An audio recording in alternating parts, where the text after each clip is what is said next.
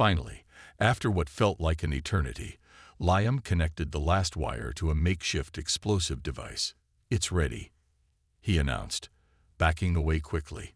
"Everyone, fall back." Scylla grabbed his arm, pulling him toward the exit as the team retreated. Behind them, the core erupted in a brilliant flash of light, sending shockwaves rippling through the ship. Alarms blared as systems failed, plunging the mothership into darkness. Outside, the remaining fleet watched in awe as the massive vessel began to break apart, its once imposing form crumbling into pieces. Cheers erupted among the human and Centauri forces as they realized the tide of the battle had turned decisively in their favor. Back on Earth, news of the victory spread rapidly. People gathered in streets and squares, celebrating the triumph against impossible odds. For the first time in history, humanity stood shoulder to shoulder with an alien race, not as inferior beings, but as equals. In the days that followed, Scylla addressed the Galactic Council, publicly acknowledging humanity's contributions to the war effort. Her speech marked a turning point, not just for Earth, but for interstellar relations as a whole. "Humanity has proven itself capable of greatness," she declared, her voice echoing through the chamber. "Their strength lies not in brute force, but in compassion, adaptability, and resilience. To dismiss them is to ignore the potential for growth and cooperation that exists within us all." Her words earned applause, even from former skeptics, and paved the way for Earth's inclusion in galactic affairs. Humanity gained a seat at the table, joining discussions about peace, exploration, and mutual aid. For Liam, life slowly returned to normal, or as close to normal as it could be after saving the planet. He resumed his work in the workshop, though now he received visitors from across the galaxy seeking advice or simply wanting to meet the man who had changed everything. Scylla visited occasionally, sharing stories of her evolving society and expressing gratitude for Liam's role in bridging the gap between their worlds. Though their relationship remained professional, there was a deep bond between them, one built on respect, trust, and shared experiences. One evening, as they stood together watching the stars, Scylla turned to Liam with a rare smile. "You've done more than save Earth," she said softly. "You've reminded us all of what it means to hope for a better future, for understanding, for unity." Liam chuckled, shaking his head modestly. "I didn't do it alone. We did it together." As the night sky stretched endlessly above them, Liam felt a profound sense of fulfillment. Humanity had taken its first steps onto the cosmic stage, proving that even the smallest acts of courage could ripple across galaxies. And somewhere beyond the stars, new adventures awaited. Adventures that would test their resolve, strengthen their alliances, and shape the destiny of countless worlds. The sky above Zalora 7 was a swirling canvas of ash and fire, the remnants of battles fought and lost. Buildings that once stood tall as symbols of prosperity now lay in ruins, their skeletal frames clawing at the heavens like desperate hands. Smoke filled the air, thick and choking, while distant explosions echoed through the desolate streets. It was a world on the brink of collapse, a planet where hope had been extinguished long before its people abandoned it. Amidst this chaos, hidden deep within the crumbling palace, sat Princess Varela. She was small for her age, with wide, luminous eyes that seemed too large for her delicate face. Her lavender skin shimmered faintly under the dim light of a flickering energy lamp, but there was no warmth in her expression, only fear. Clutched tightly in her trembling hands was a golden necklace adorned with intricate carvings, the last gift from her mother before everything fell apart. To Varela, it wasn't just jewelry. It was a lifeline to who she used to be, a reminder of happier days when the halls of the palace rang with laughter instead of silence. Her people had left her behind. It hadn't been an accident or oversight. They'd made the decision deliberately. When the evacuation orders came, panic spread faster than the flames consuming the city. Ships departed one after another, carrying soldiers, politicians, and civilians alike, all fleeing to safer worlds. But not Varela. Too young, too frail, and deemed unworthy of protection by those sworn to serve her. She had been cast aside without so much as a second glance. Even her closest advisors whispered among themselves about how useless she was, how saving her would only slow them down. Now, alone in the cold shadows of what was once her home, Varela huddled against a wall, trying to make herself invisible. Every sound, the creak of broken metal, the hiss of steam escaping ruptured pipes, sent waves of terror coursing through her body. Outside, the invaders were closing in. Their ships roared overhead, casting eerie red glows across the shattered landscape. They were ruthless conquerors, known throughout the galaxy for their merciless tactics. If they found her, she knew she wouldn't survive. Time passed slowly, each second stretching into eternity. Hunger gnawed at her stomach, and thirst parched her throat. But Varela dared not move. She could hear footsteps echoing in the distance, boots clanging against metal floors, growing louder with every passing moment. Were they coming for her? Or were they simply scavenging what little remained of the palace's treasures? Just as despair threatened to consume her, something unexpected happened. A low rumble echoed through the corridor outside her hiding spot, followed by the sound of heavy boots dragging across debris. Someone, or something, was here. Varela froze, her heart pounding so loudly she feared it might give her away. Peering cautiously around the corner, she caught sight of a figure silhouetted against the dim glow of emergency lights. He was tall and lean, clad in patched-up armor that looked more like scrap metal than anything functional.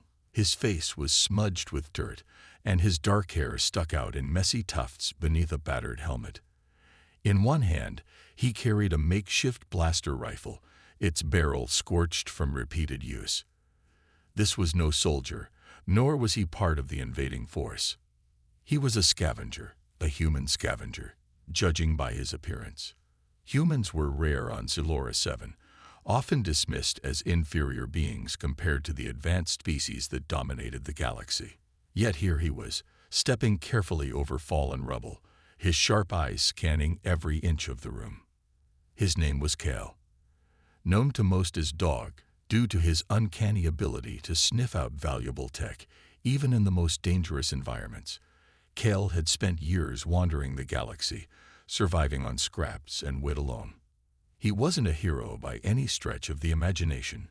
In fact, he prided himself on staying out of trouble.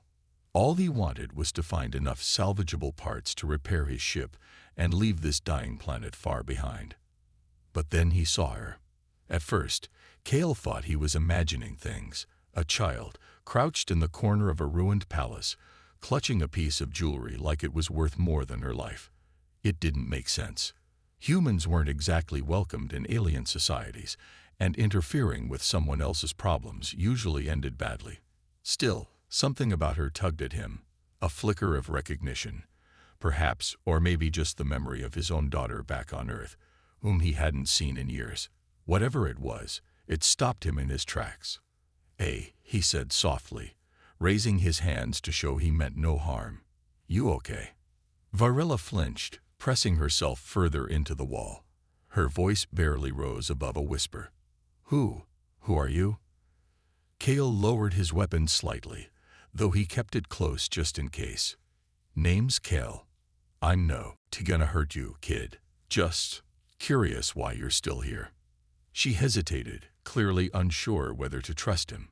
Finally, she held up the necklace, her fingers trembling. "This is all I have left," she murmured. "They left me. Everyone left." For a moment, Kale didn't respond. He studied her carefully, noting the exhaustion etched into her features and the way her tiny frame seemed to shrink under the weight of her surroundings. He'd seen plenty of suffering in his travels, but there was something uniquely heartbreaking about this girl. Maybe it was the way she clung to that necklace, as if letting go would mean losing the last shred of her identity. Or maybe it was the raw vulnerability in her eyes, a look he recognized all too well. "Well," he said finally, slinging his rifle over his shoulder, "looks like you've got me now. Don't worry. I'll keep you safe." Varela blinked, startled. "Why would you help me?" Kale shrugged, offering her a lopsided grin. Let's call it professional courtesy. Besides, I've got a soft spot for strays. With that, he extended his hand, waiting patiently for her to decide.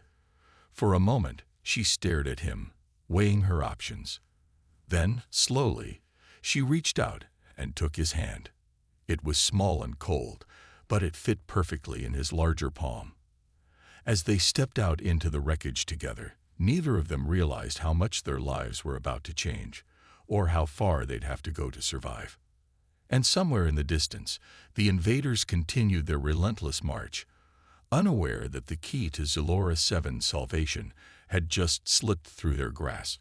The air outside the palace was thick with ash, and the ground beneath their feet crunched with shards of broken glass and twisted metal. Kale led Varela through the ruins, his movements deliberate and cautious. He scanned every shadow, every flicker of movement, knowing that danger could strike at any moment. Behind him, Varela clung to his arm, her small hands gripping tightly as though afraid he might disappear if she let go.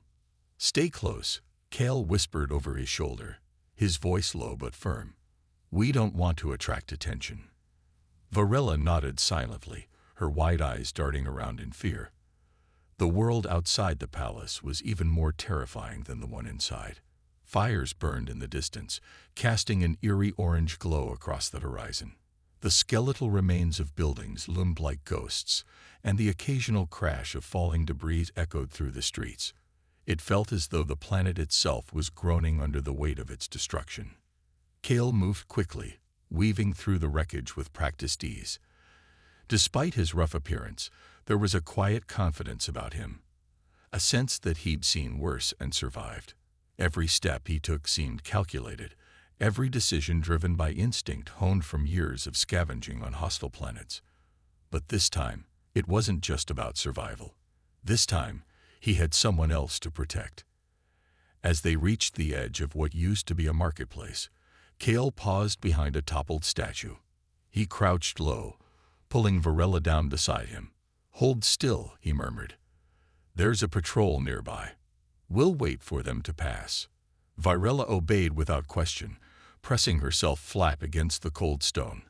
Her breath came in shallow gasps, and she fought to keep her trembling under control. She had never been so scared in her life, yet strangely, she also felt safer than she had in days. There was something reassuring about Cal's presence, his steady demeanor, his calm instructions. For the first time since being abandoned, she didn't feel completely alone. Minutes passed before the sound of heavy boots faded into the distance. Kale glanced around cautiously, then motioned for Varela to follow him again. They slipped through the shadows, sticking to alleys and avoiding open spaces. Along the way, Kale pointed out things that might help them survive. Discarded ration packs, scraps of cloth that could be used for bandages, even a half-buried water filtration unit. He explained how each item worked, speaking softly but clearly so she could understand. "You're gonna need to learn some of this stuff," he said as they stopped near a pile of rubble to rest. "Can't always rely on me to do everything." Varela looked up at him, her expression uncertain. "Why are you helping me?" she asked again, her voice barely above a whisper. "You don't even know me." Kale hesitated, his gaze drifting toward the distant flames. He scratched the back of his neck, a habit he'd picked up whenever he was uncomfortable. "Let's just say I've been where you are," he said finally. "Lost, scared, thinking nobody gives a damn about you. Turns out, sometimes all it takes is one person to prove you wrong." His words lingered in the silence between them, heavy with meaning. Varela didn't press further. Instead, she tucked the necklace closer to her chest and nodded slowly. Whatever his reasons, he was grateful. Without him, she would have been dead already. Hours later, they found temporary shelter in the basement of an abandoned building. The space was cramped and damp, but it offered protection from both the elements and prying eyes. Kale set about securing the area, using pieces of scrap metal to block the entrance while Varela huddled in a corner, watching him work. Once satisfied that they were safe, at least for now, He turned his attention to her. "You hungry?" he asked, rummaging through a tattered backpack slung over his shoulder. After a moment, he pulled out a foil-wrapped packet containing dried food pellets. "Not exactly gourmet, but it'll keep you going." Varela accepted the offering hesitantly, unwrapping it with shaky hands. She hadn't eaten properly in days, and the simple act of chewing brought tears to her eyes, not just from hunger, but from gratitude. As she ate, Cale busied himself lighting a small chemical heater, creating a faint warmth that filled the chilly room. "So," he said, breaking the silence, "what's your deal, princess? Why'd they leave you behind?" The question caught her off guard. She lowered the packet, staring at the floor. "I'm not strong enough," she admitted quietly. "They said I wouldn't make a difference. That I was useless." Cale frowned, leaning back against the wall. "That's bull," he said bluntly.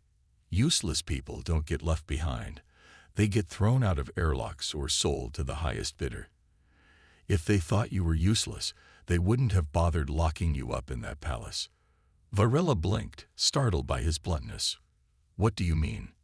"I mean," Cale continued, "there's something about you they didn't want anyone else to find out. Something important. Otherwise, they wouldn't have gone through the trouble of hiding you away." For the first time, Varela considered the possibility that her abandonment wasn't just about her perceived weakness. Could Cale be right? Was there something about her, or perhaps her necklace, that made her valuable? The thought was overwhelming, but it also sparked a tiny ember of hope deep within her chest. Before she could dwell on it further, Cale changed the subject. "All right, lesson number 1. Staying alive." He gestured to the makeshift barricade he created. "First rule, always have an exit plan. Second rule, never stay in one place too long. Third rule, trust your gut. If something feels off, it probably is." Varela listened intently, absorbing every word. Though she didn't fully grasp the gravity of what he was teaching her, she understood that these lessons were crucial. Cale wasn't just keeping her alive. He was preparing her to fend for herself. By the time night fell, exhaustion had overtaken them both. Cale leaned against the wall, his rifle resting across his lap as he kept watch. Varela curled up nearby, clutching her necklace tightly. Despite the uncertainty looming ahead, she felt a strange sense of peace. For the first time in days, she allowed herself to close her eyes and drift into a restless sleep. Unbeknownst to either of them, however, their journey was far from over.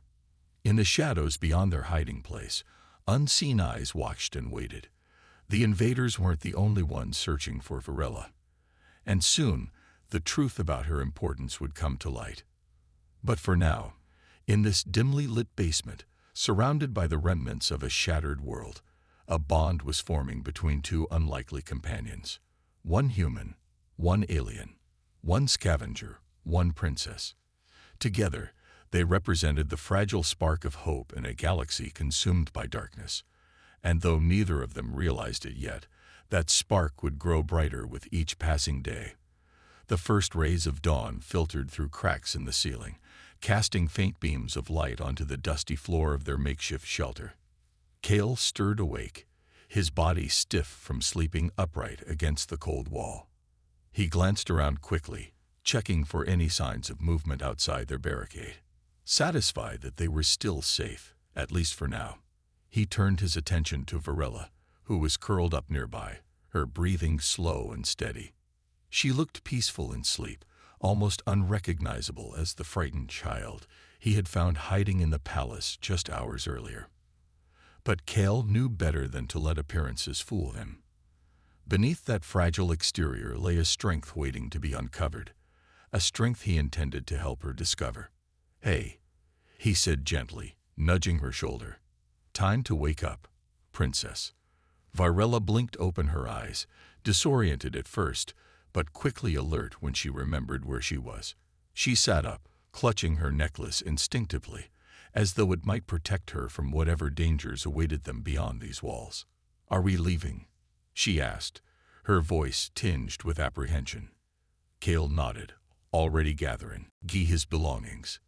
Yeah, the longer we stay in one spot, the easier it is for someone to find us. We need to keep moving.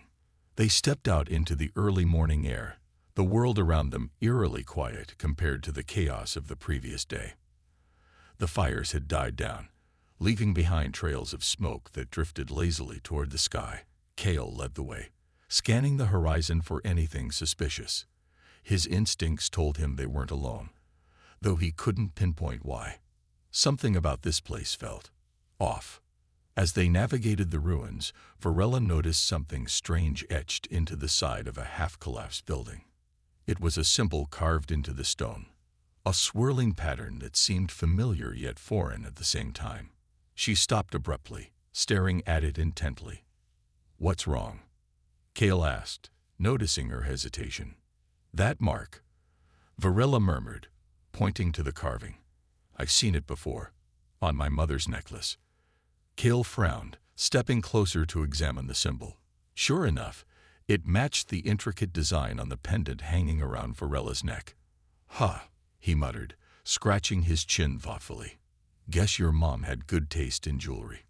But Varela wasn't convinced. There was more to it. She could feel it. Her fingers traced the edges of the pendant absently as memory surfaced. Her mother used to tell her stories about their ancestors, tales of ancient power and hidden knowledge passed down through generations. At the time, Varela had dismissed them as bedtime stories meant to entertain rather than inform. Now, however, those stories took on new significance. "Do you think it means something?" she asked Cale hesitantly. He shrugged, though his expression betrayed a flicker of curiosity. "Could be nothing. Could be everything. Either way, we should check it out." Following the carvings, they stumbled upon what appeared to be an entrance to an underground tunnel. The opening was partially blocked by debris, but Cale managed to clear enough space for them to squeeze through. Inside, the air was cool and damp, carrying the faint scent of earth and decay. Faint glowing moss lined the walls, providing just enough light to see by. "This place gives me the creeps," Cale muttered under his breath, as they ventured deeper. Varela didn't respond. She was too focused on the symbols etched into the tunnel walls. They were everywhere, repeating the same pattern over and over again. Each step forward felt like peeling back layers of a mystery she hadn't known existed until now. Eventually, they'd reached a large chamber filled with strange artifacts. Crystalline structures, metallic orbs, and tablets inscribed with alien script. In the center of the room stood a pedestal, its surface adorned with the same swirling design as her necklace. Without thinking, Varela approached it, drawn by some invisible force. "Careful," Cale warned, his hand resting on the grip of his rifle. "We don't know what that thing does." But Varela couldn't stop herself. As she placed her necklace onto the pedestal, the room suddenly came alive. The crystals began to glow, pulsating with a soft blue light, while the metallic orbs floated upward, spinning slowly in midair. A holographic projection materialized above the pedestal, revealing a map of Zalora 7 overlaid with glowing markers. Cale stared in awe, his jaw slack. "Well, I'll be damned." Varela gazed at the projection, her heart racing. One of the markers pulsed brighter than the others, drawing her attention. It pointed to a location deep within the mountains, a place marked with a symbol identical to the one on her necklace. "What is this?" she whispered, turning to Cale. He shook his head, equally bewildered. "Beats me. But if I had to guess, I'd say it's important. Really important." Back outside, the sun had climbed higher in the sky, casting sharp shadows across the landscape. As they emerged from the tunnel, Cale studied the map displayed on his wrist-mounted device, which he had synced with the hologram. According to the coordinates, the marked location was several days' journey away, a daunting prospect given the dangers lurking in every direction. "We'll need supplies," he said, glancing at Varela. "Food, water, medicine, whatever we can scavenge along the way." She nodded, determination replacing the fear that had once dominated her features. For the first time, She felt like she had a purpose, a reason to keep going. Whatever awaited them in the mountains, she knew it was tied to her destiny. And she wouldn't let anyone, or anything, stand in her way. As they continued their trek, Cal shared more of his own story with her. He spoke of his daughter, Emily, whom he hadn't seen since she was a toddler. How he had left Earth to chase opportunities that never panned out, only to find himself stranded on distant worlds with no way back. The guilt weighed heavily on him, and he often wondered if Emily even remembered him. Listening to him talk, Varela realized how much they had in common. Both of them carried burdens rooted in abandonment. But whereas hers stemmed from neglect, his came from regret. Somehow, sharing their pain made it easier to bear. By the time night fell, they had covered significant ground, stopping briefly to rest beneath the cover of a rocky outcrop. Cale took the first watch, keeping an eye out for threats, while Varela slept fitfully beside him. Despite the exhaustion gnawing at his bones, he couldn't shake the feeling that they were being followed. And he was right.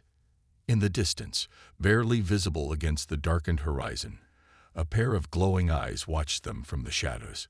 Whoever, or whatever, it was, it moved silently, patiently biding its time. It knew where they were headed, and it had no intention of letting them reach their destination without a fight. But for now, Cale remained unaware, his focus entirely on protecting Varela. Together, they forged ahead, driven by a shared resolve to uncover the truth buried beneath the surface of Zulora 7. Little did they know, that truth would change everything, for both of them, and for the galaxy itself. The journey toward the mountains was grueling, testing both Cale and Varela in ways neither had anticipated. Each step forward brought new challenges: treacherous terrain, dwindling supplies, and the ever-present threat of enemy patrols lurking just out of sight. The map Cale carried became their lifeline, guiding them through valleys choked with ash and over jagged cliffs that seemed designed to keep intruders at bay.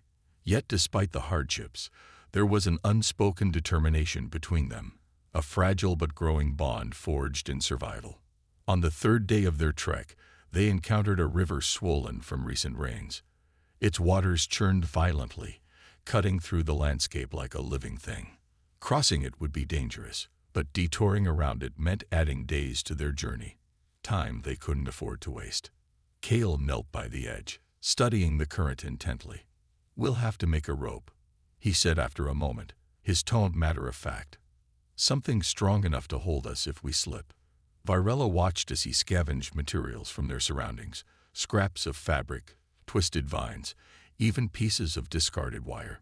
She wanted to help but felt useless, her small hands fumbling whenever she tried to assist. Frustration bubbled inside her, spilling over into words before she could stop herself. "I'm slowing you down," she muttered, staring at the ground. "You'd move faster without me." Cale paused mid-task, turning to look at her. His expression softened, though his voice remained firm. "Don't start thinking like that," he said. "You're not slowing me down. You're giving me a reason to keep going. Besides, I've seen plenty of people who can run fast, but fall apart when things get tough. You've got grit. That's worth more than speed." His words struck a chord deep within her, stirring something she hadn't realized was there: resilience. For so long, she had believed herself weak, unworthy of protection or care. But Cale saw something else in her, something stronger than fear, more enduring than doubt. It was a glimmer of hope, fragile yet undeniable. Together, they fashioned a makeshift rope and secured it to a sturdy tree on one side of the river. Cale went first, braving the icy waters while Varela held tightly to the other end of the line. When it was her turn, she hesitated, staring at the raging torrent below. Her heart pounded in her chest, and for a moment, she considered backing away entirely. "You can do this," Cale called out, his voice steady and reassuring. "One step at a time. I've got you." Taking a deep breath, Varela stepped into the water. The cold hit her like a shockwave, stealing her breath and making her legs wobble. But she pressed on, focusing on Kel's voice instead of the chaos swirling around her. With each step, she grew more confident, trusting that he wouldn't let her fall. When she finally reached the other side, collapsing onto solid ground, Kel offered her a rare smile. "See, told you." For the first time since leaving the palace, Varela allowed herself to feel proud, not just of surviving the crossing, but of proving to herself that she was capable of more than she'd ever imagined. Despite their success, the trials weren't over. Later that evening, as they set up camp beneath the shelter of an overhanging rock formation, disaster struck. While gathering firewood, Varela accidentally triggered a hidden trap, a net designed to ensnare prey. Before she could react, she was yanked off her feet, dangling several meters above the ground. Panic surged through her as she thrashed against the ropes, tears streaming down her face. "Kel," she screamed, her voice cracking. "Help me." He arrived moments later, his blaster drawn and scanning the area for threats. Seeing no immediate danger, he holstered the weapon and began working to free her. "Hold still," he instructed, his tone calm despite the urgency of the situation. "I'll get you down." But the ropes were tangled tightly, and the harder she struggled, the worse it became. By the time Kel managed to cut her loose, she collapsed into his arms, sobbing uncontrollably. "It's okay," he murmured, patting her back awkwardly. "You're safe now." Her guilt overwhelmed her. "I almost got us killed," she choked out between sobs. "If someone had been watching." Kel sighed, pulling back to meet her gaze. "Listen to me. Mistakes happen. What matters is how you handle them. You didn't panic until after you were caught. That's smart. And you called for help instead of trying to fix it yourself. That's smarter. Don't beat yourself up over this." His words resonated deeply, easing some of the weight pressing down on her shoulders. She wiped her tears, nodding slowly. "Thank you," she whispered. That night, as they sat by the fire, Kel decided it was time to share more of himself. He had always kept his past close to the vest, preferring to focus on the present rather than dwell on regrets. But seeing Varela struggle with self-doubt reminded him of his own battles and the lessons he had learned along the way. "I wasn't always like this," he began, poking at the flames with a stick. "Once upon a time, I had a family, a wife, a kid. Emily, she was about your age when I left Earth. Thought I could make something of myself, send money back home. But then," his voice trailed off, heavy with unspoken pain. "What happened?" Varela asked softly, sensing the weight behind his pause. "They died," he admitted, his jaw tightening. "A raid on our colony. I wasn't there to protect them. Been running ever since." The confession hung in the air, raw and unfiltered. Varela stared at him, her heart aching for the man who had lost so much yet still found the strength to care for others. "Do you think they'd be proud of you?" she asked after a moment. Kel hesitated, then gave a small shrug. "Maybe. I dunno. All I know is, I don't want to fail anyone else. Not again." Their conversation shifted into silence, the crackling fire filling the space between them. In that quiet moment, something profound passed between them, an understanding that trust isn't built on perfection, but on vulnerability.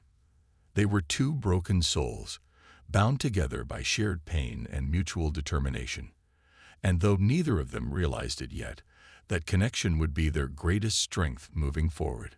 By morning, they were ready to continue their journey. The mountains loomed ahead, their peaks shrouded in mist, promising answers to questions they hadn't fully formed. But as they packed up camp, Kel noticed fresh tracks in the dirt. Boot prints, too large to belong to any native creature. Someone, or something, was following them. "We need to move faster," he said, his voice low. "They're closing in." Varela nodded, clutching her necklace tightly. Whatever awaited them, the air grew colder as Kel and Varela climbed higher into the mountains, their breaths visible in the frosty morning light. The terrain was unforgiving. Steep inclines blanketed with loose gravel, narrow ledges that threatened to crumble underfoot, and biting winds that cut through even the thickest layers of clothing. Despite the challenges, they pressed on, driven by the knowledge that their destination lay just beyond the next ridge. The map's glowing marker pulsed faintly on Cal's wrist device, guiding them like a beacon. But the closer they got, the more Cal sensed they weren't alone. He had seen signs of pursuit for days now. Broken branches, scuffed footprints, and faint disturbances in the snow, but whoever was following them remained frustratingly out of sight. It gnawed at him, a constant reminder that time was running out. "Stay close," he muttered to Varela as they navigated a particularly treacherous slope. "We're almost there." She nodded, her grip tightening on the pendant around her neck. Though she still struggled with moments of self-doubt, she had begun to draw strength from Cal's unwavering confidence. Each step forward felt like another layer of fear peeling away, replaced by determination. She wasn't just surviving anymore. She was fighting. For herself, for Cal, and for the answers hidden within the mountains. As they crested the final ridge, the landscape opened up before them. Below stretched a vast valley, dotted with tents and makeshift structures. A rogue encampment nestled between towering cliffs. Fires burned brightly in the distance, casting flickering shadows across the snow. Figures moved about, some patrolling the perimeter while others gathered supplies or tended to equipment. Cal crouched low, pulling Varela down beside him. "Looks like we found our tail," he whispered grimly. "Mercenaries. Probably hired guns, looking to cash in on whatever bounty's been placed on your head." Varela's eyes widened in alarm. "What do we do?" "We can't go around them, not without losing days we don't have," Cal replied, his mind racing. "And going back isn't an option. That leaves one choice. We walk right in." Her heart skipped a beat. "Are you sure? What if they try to hurt us?" "They won't," Cal said firmly, though his tone betrayed a hint of uncertainty. "Not unless they know who you are. Just stick to the story I give you, and everything will be fine." With that, he stood and motioned for her to follow. Keeping their heads down, they descended into the valley, blending into the crowd of mercenaries as best they could. Most of the group ignored them entirely, too focused on their own tasks to pay attention to strangers. But as they approached the center of the camp, a tall figure stepped into their path. "Well, well," the man drawled, his voice dripping with arrogance. "What do we have here?" He was broad-shouldered and heavily armored, with a scar running diagonally across his face. His piercing gaze locked onto Varela, lingering on her necklace before shifting to Cal. "You look like trouble," he continued, crossing his arms. "Care to explain why you're trespassing on my territory?" Cal raised his hands in a gesture of peace. "Just passing through," he said casually. "No harm meant. My kid sister and I are trying to reach the old temple ruins. Heard there might be something worth salvaging up there." The mercenary leader, Captain Renok, judging by the insignia on his chest plate, snorted derisively. "Salvaging, huh? Funny, because intel says those ruins are crawling with hostiles. You two don't exactly strike me as survivalists." Cal forced a laugh, injecting as much charm into his tone as possible. "Hey, desperate times call for desperate measures. Besides, what's the worst that could happen? We stumble into a firefight and accidentally save the day." Renok studied him for a moment longer, then smirked. "All right, scavenger. You can stay for now, but don't get in my way. If I catch either of you snooping where you shouldn't be." He let the threat hang in the air, turning his back and walking away. Once he was out of earshot, Varela exhaled sharply. That was close. "Too close," Cal agreed, his expression darkening. "We need to keep moving. Reinok's not stupid. He'll figure us out sooner or later." Over the next few hours, they observed the mercenaries closely, gathering information while pretending to rest. They learned that Renok's crew was searching for the same artifact marked on their map, a crystalline core rumored to hold immense power. According to whispers among the soldiers, the invaders had already sent teams to secure it, but none had returned alive. "This doesn't feel right," Varela murmured as they huddled near a fire. They're lying to us. Why would they let us stay if they think we're competition? Kale frowned, poking at the flames absently. Because they don't see us as a threat yet, but once they realize who you are. Before he could finish, shouts erupted from the far side of the camp. A group of scouts had returned, dragging a bound and bloody prisoner behind them. Varela gasped when she recognized the captive. It was one of the invaders, his uniform torn and his face bruised but defiant. Speak, Reinach barked, kicking the prisoner to his knees. Where is the core? The invader spat at Reinach's feet, earning himself a swift punch to the jaw. You'll never find it, he growled. Even if you did, it wouldn't matter. Only the rightful heir can unlock its power.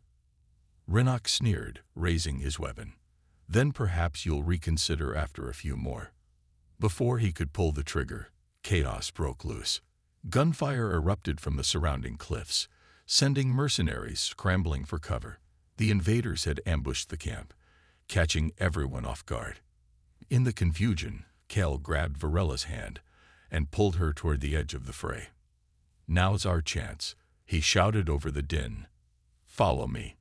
Dodging blasts and falling debris, they slipped into a narrow cave system leading deeper into the mountain. Behind them, the sounds of battle faded into echoes, leaving only silence in their wake. Finally, they emerged into a cavern bathed in soft blue light. At its center stood a pedestal, identical to the one they had encountered earlier. Resting atop it was the crystalline core, a pulsating orb of energy that seemed to hum with life. Varela approached it hesitantly, her fingers brushing against the surface. Instantly, visions flooded her mind.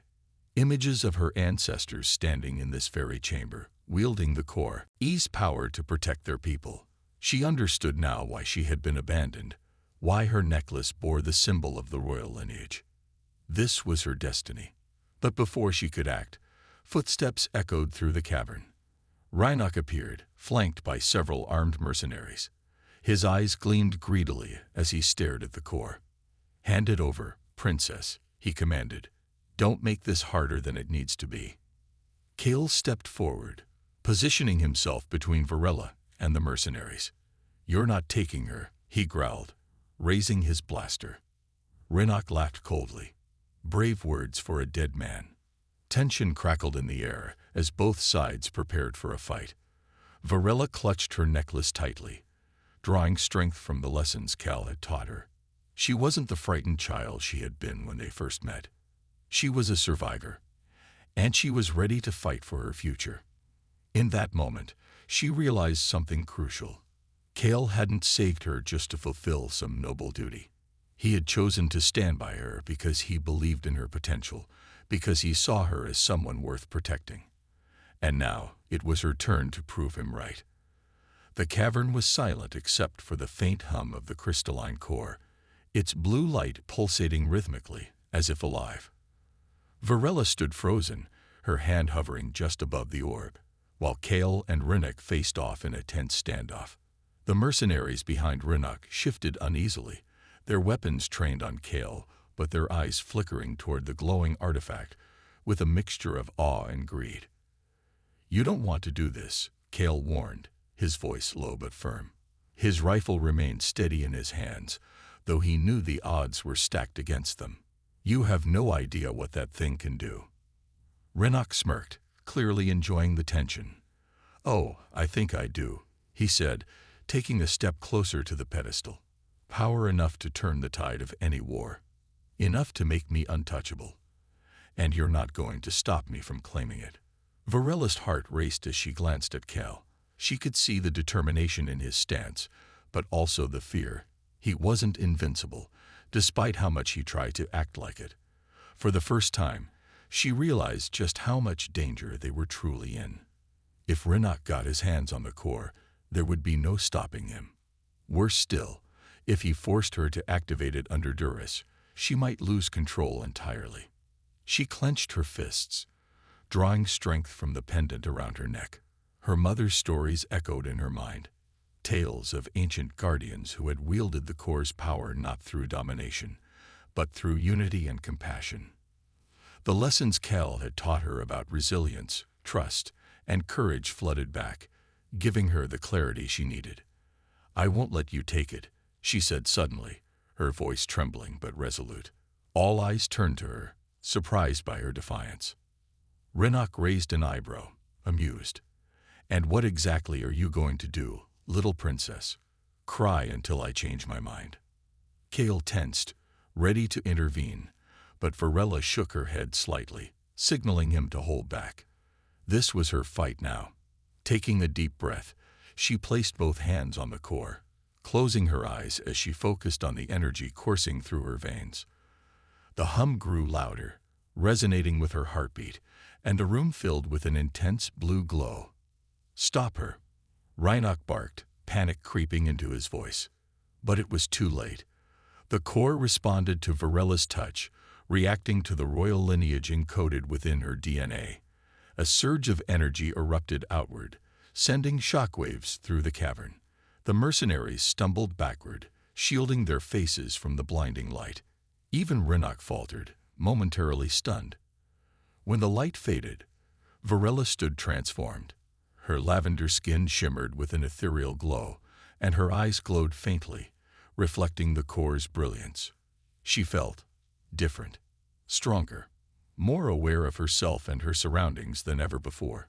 It was as though the core had awakened something dormant within her, a latent ability tied to her ancestry. "What did you do?" Reinach demanded, his voice tinged with both anger and disbelief. "I didn't do anything," Varela replied, her tone calm yet commanding. "The core chose me." Kale watched in awe, his grip on the rifle loosening as he realized the tide had shifted. Whatever Varela had become, she was no longer the fragile child he had found hiding in the palace. She radiated confidence, her presence filling the cavern like sunlight breaking through storm clouds. Renok recovered quickly, his expression hardening. "Fine," he spat. "If you won't give it to me willingly, I'll take it by force." He lunged forward, reaching for the core, but Varela raised a hand instinctively. A shimmering barrier materialized between them, deflecting his advance. Shock rippled across his face as he collided with the invisible wall, unable to penetrate it. "How is this possible?" one of the mercenaries muttered, lowering his weapon. "It doesn't matter," another replied nervously.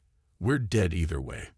Seizing the opportunity, Kale fired a warning shot into the air, drawing everyone's attention. "Listen up," he shouted. "You picked the wrong side today. Walk away now, or things get messy."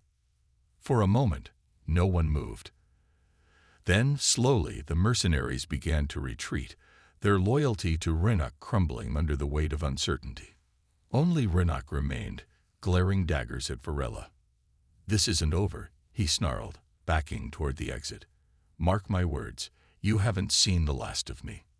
As he disappeared into the shadows, the cavern fell silent once more. Kale lowered his rifle, exhaling sharply. He turned to Varela, studying her glowing form with a mix of pride and concern. "You okay?" he asked softly. She nodded, though her expression was thoughtful. "I think so," she said. "It feels strange, like I've always known how to do this, but never had the chance." Kale stepped closer, placing a reassuring hand on her shoulder. "Looks like you've got some explaining to do, princess."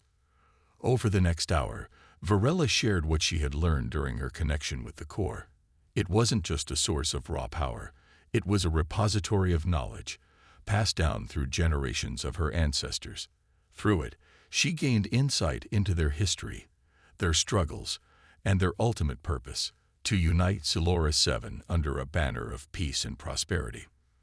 "But why me?" she asked, her voice tinged with wonder. "Why was I chosen?" Kale shrugged, offering her a small smile. "Maybe because you're stronger than you think, or maybe because you care enough to use that strength for good. Either way, it looks like the universe has big plans for you." Her cheeks flushed at the compliment, but she couldn't deny the truth in his words. For so long, She had believed herself weak and insignificant. Now, she understood that her perceived flaws were actually her greatest strengths: her empathy, her resilience, her ability to inspire others. She wasn't just a princess. She was a guardian, destined to protect her people and lead them toward a brighter future. Still, the weight of responsibility pressed heavily on her shoulders. "What happens now?" she asked quietly. "We keep moving," Kale replied without hesitation. "The invaders are still out there, and Renok's not gonna stay quiet for long. We need to figure out how to use that core to tip the scales in our favor." Virella nodded, resolve hardening in her gaze. "Then let's go." As they left the cavern, the world outside seemed different somehow. The mountains loomed taller, their peaks glistening with fresh snow. The wind carried a crispness that hinted at renewal rather than destruction. For the first time since the invasion began, there was hope, not just for Virella and Kale, but for all of Zilora 7. Yet even as they prepared to face the challenges ahead, neither of them forgot the sacrifices that had brought them here. They walked side by side, two unlikely allies bound by trust and purpose. Together, they carried the promise of a new dawn, one where the scars of the past could heal, and the bonds of friendship could shine brighter than any artifact. Little did they know, however, that their journey was far from over. Beyond the horizon, forces far greater than Renok or the invaders awaited them. Forces that would test not only their strength but their faith in each other. And when the final battle came, it would demand everything they had, and more. The final stretch of their journey was a blur of urgency and determination. Armed with the knowledge of the crystalline core and its power, Virella and Kale pushed forward, knowing that time was running out. The invaders had already launched their last assault on Zilora 7, determined to crush any remaining resistance before claiming the planet for themselves. Fires burned across the horizon, and the air was thick with smoke and despair. Yet amid the chaos, there was a spark of defiance, a glimmer of hope carried by two unlikely heroes. As they approached the battlefield, Kale studied the map one last time. "This is it," he said, pointing to a location marked near the center of the conflict. "If we can get you close enough, you might be able to use the core to disrupt their command systems." Virella nodded, though her hands trembled slightly. She could feel the weight of the core's energy pulsing within her, a constant reminder of the responsibility she now bore. It wasn't just about survival anymore. It was about leading her people to freedom. But as much as she wanted to believe in herself, doubt lingered at the edges of her mind. What if she failed? What if she wasn't strong enough? Kale seemed to sense her hesitation. He placed a reassuring hand on her shoulder. "You've got this," he said firmly. "Remember what I told you. Trust yourself. You're not doing this alone." His words steadied her, anchoring her resolve. With a deep breath, she straightened her posture and focused on the task ahead. Whatever happened next, she would face it head-on. The battlefield was a scene of devastation. Craters pockmarked the ground, and the remnants of once proud cities lay in ruins. Survivors huddled together in makeshift shelters, their faces etched with exhaustion and fear. Enemy ships roared overhead, raining destruction down upon those who dared to resist. Amidst the carnage, scattered groups of rebels fought valiantly, holding their ground against overwhelming odds. Kale and Virella moved cautiously through the wreckage, avoiding patrols and staying hidden in the shadows. At first, no one paid them any attention, just another pair of scavengers trying to survive. But when Virella stepped into view, her glowing form impossible to conceal, whispers began to spread. "It's her," someone murmured. "The princess." Word traveled quickly, igniting a flicker of hope among the weary defenders. One by one, survivors emerged from hiding, drawn by the sight of the girl who had been left behind but refused to give up. Some recognized her immediately, others needed convincing. But all of them shared a common desire: to reclaim their home. "Listen to me," Virella called out, raising her voice above the din of battle. Her words carried an authority that surprised even herself. "We are stronger together than apart. Today we fight not just for survival, but for justice, for our families, our future, and our freedom. Her speech ignited a fire within the crowd. Weapons were raised, fists clenched, and voices joined in a chorus of defiance. For the first time since the invasion began, the tide of the war shifted, not because of superior numbers or technology, but because of unity. Cale watched proudly as Varela rallied the troops, his heart swelling with pride. This was the moment he had prepared her for, the moment when she would step into her role as a leader. And though he knew the road ahead would still be fraught with danger, he also knew she wouldn't falter. Under the cover of darkness, Varela led the counterattack. Using the Corps' energy, she created barriers to shield her allies from enemy fire, while simultaneously disrupting their communications. Ships faltered mid-flight, crashing to the ground in fiery explosions. Ground forces stumbled in confusion as their weapons malfunctioned. The invaders, caught off guard by the sudden surge of resistance, struggled to regroup. Cale fought alongside her, his blaster rifle blazing as he covered her movements. Despite his years of solitude and self-doubt, he had never felt more alive. Every shot fired, every life saved, reinforced the belief that he had chosen the right path. Protecting Varela wasn't just about redemption. It was about ensuring that the sacrifices of his past wouldn't be in vain. But victory came at a cost. As the battle raged on, Renok reappeared, leading a desperate charge toward Varela. His eyes burned with hatred, and his weapon gleamed with deadly intent. "You won't win," he shouted, firing wildly. "I'll take that core, even if I have to tear it from your cold, dead hands." Cale intercepted him, tackling him to the ground before he could reach Varela. The two men grappled fiercely, trading blows until Cale managed to disarm him. Breathing heavily, he stood over Renok, his rifle pointed squarely at the mercenary's chest. "It's over," Cale growled. "Surrender." Renok spat blood onto the ground, his expression twisted with rage. "Go ahead," he sneered. "Pull the trigger. See if it makes you feel like less of a failure." For a moment, Cale hesitated, memories of his lost family flooding back. But then he lowered his weapon, shaking his head. "No," he said quietly. "I'm done letting anger define me." With a swift motion, he knocked Renok unconscious, leaving him bound and defeated. It was a small act of mercy, but one that spoke volumes about the man Cale had become. As dawn broke over Zalora 7, the invaders retreated, their forces decimated, and their morale shattered. The planet was scared, but it was free. Survivors emerged from hiding, embracing loved ones, and beginning the long process of rebuilding. Among them stood Varela, her glow dimmed but her spirit unbroken.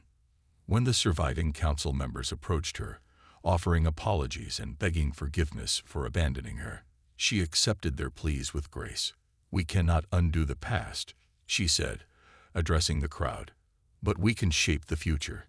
Together, we will rebuild not just our homes, but our trust in each other." Cale stood nearby, watching silently as Varela ascended to her rightful place as queen. Though offers of honor and titles were extended to him, he declined politely. "I'm no kingmaker," he joked, "just a scavenger who founds."